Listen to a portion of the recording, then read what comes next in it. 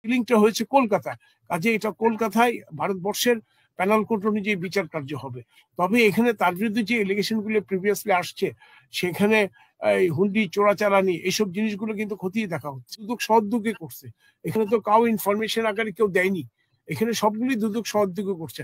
আসলে সমস্যাটা হচ্ছে কোথায় জানেন ম্যাম, যেটা দুদক সহযোগে করে ওটা হাইলাইট হয় না, আর যেটা দুদক মিডিয়ার মাধ্যমে করে সেটা হাইলাইট হয়। এখানে একটা ডিফারেন্স আছে। দেখুন ম্যাডাম, একটা জিনিস আপনাকে মাথায় রাখতে হবে, আমাকে জানতে হবে। ফার্স্ট অফ অল, আমার জানার উৎস অনেকভাবেই আছে। আমার নিজস্ব ইন্টেলিজেন্স সোর্স আছে, টিভি রিপোর্টিং আছে, প্রিন্ট মিডিয়া আছে।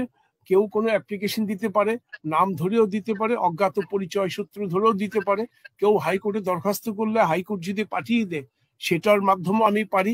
আর কেউ যদি স্পেশাল জাজের কোর্টে একটা আবেদন করে যে দুদক আমার কথা শুনছে না, সেখানেও হলফ করে একটা আবেদন দেওয়া যায়।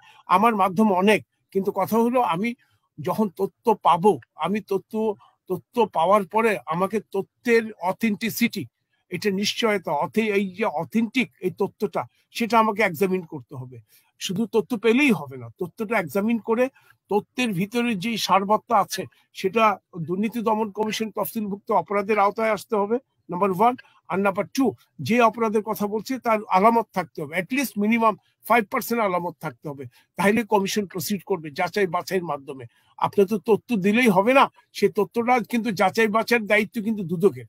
কারণ আপনি তথ্য দিয়ে চলে গেলেন, আপনাকে খুঁজে পাওয়া যাচ্ছে না, আপনি লিখলেন অজ্ঞাত পরিচয়।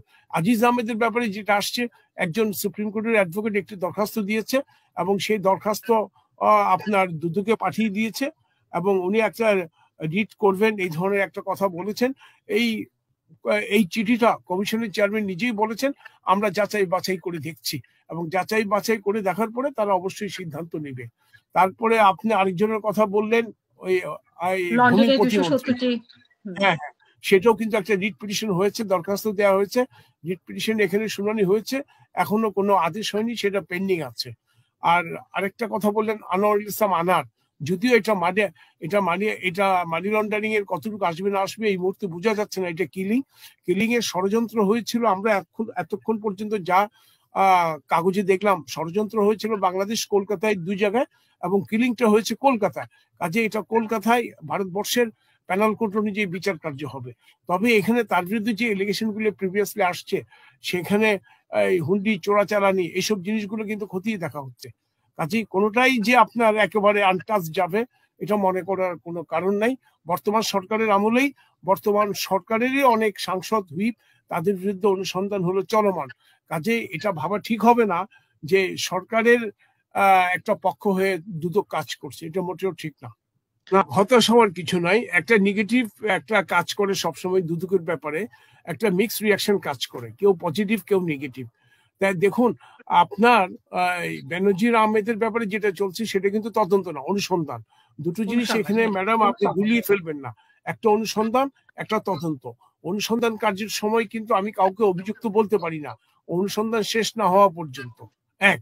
আর নাম্বার টু হলো, অনুসন্ধান কার্য শেষে কমিশনের একটা প্লেনারি পাওয়ার আছে, কমিশন অনুসন্ধান রিপোর্ট আইদার অ্যাকসেপ্ট করবে, অথবা আর কিছু পয়েন্টের কোয়েরি চাবে, অথবা ক্লোজ করে দিবে। কাজেই সেই সময় পর্যন্ত আপনাকে অপেক্ষা করতে হবে। কাজেই আমরা যেটাই পাই সেটাই অনুসন্ধান করি।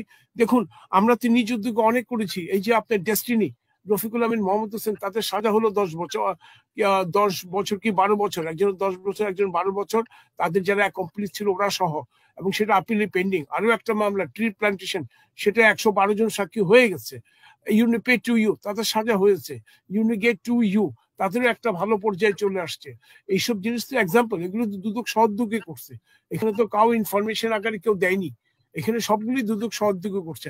আসলে সমস্যাটা হচ্ছে কোথায় জানেন ম্যাম, যেটা দুদক সহযোগে করে ওটা হাইলাইট হয় না, আর যেটা দুদক মিডিয়ার মাধ্যমে করে সেটা হাইলাইট হয়।